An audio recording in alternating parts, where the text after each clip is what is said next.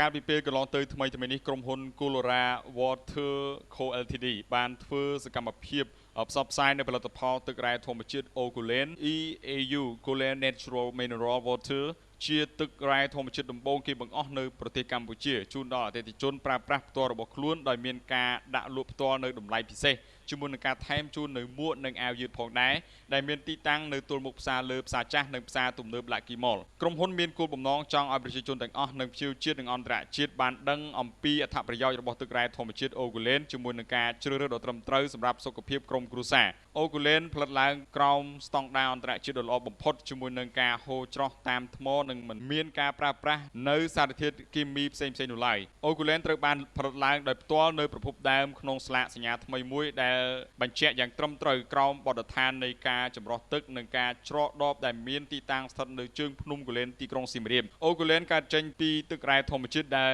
មានជម្រៅយ៉ាងជ្រៅក្រោមភ្នំ Gulen ដ៏ល្បីល្បាញហើយជាភ្នំដ៏ស័ក្តិសិទ្ធិបំផុតនិងជាប្រភពកំណើតនៃទឹកដីអាណាចក្រខ្មែរ